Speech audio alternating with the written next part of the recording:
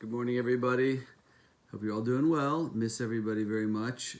Please join us this week for our wonderful classes. Tuesday night is my new Kabbalah class, which I think everyone will really, truly enjoy quite a lot. Wednesday, of course, Allie's teaching her wonderful class at 3. And Chava's new workshop, Preparing for the High Holidays, is on Thursday.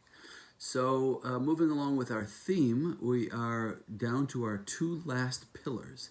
The pillars that the world stands on. There's 6 of them, and we are analyzing them and trying to understand what they mean, because our role, our job during these days leading up to Rosh Hashanah, when it's God's job to recreate the world, our job leading up to that point is to work on the pillars, the foundations that the world stands upon. So the one I want to focus on today is Emmis, truth.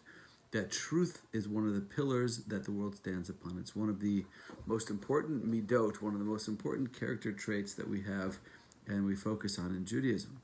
And the idea of Emmis is, we all, none of us are huge liars, I hope. We all tell our white lies. But it's not like we're going around the world lying, but on many levels, the words that leave our mouth are not always entirely truthful. So what I would like to challenge you to do, try this. It's actually, you'll be surprised, and you'll realize when you do it that sometimes we're not as careful with the truth of fullness and the truth of our words as we should be. So try it for a day. It's a challenge. Try it for a day to make sure that every word that comes out of your mouth is 100% truthful.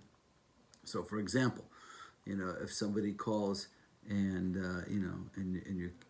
your kid answers, and it's somebody who you don't really want to talk to, and the tendency might be like, tell them I'm not home, or whatever story you want to make up. Don't do that for one day. I remember we once went to the zoo, and this story stuck with me because it made a big impression upon my kids. It was my youngest kid had just turned 9, I think like 2 days earlier, and we went to the zoo in Milwaukee. And there was a price for kids and there was a price for adults. And the price for kids were under 9. And he had literally just turned 9, like 3 days ago.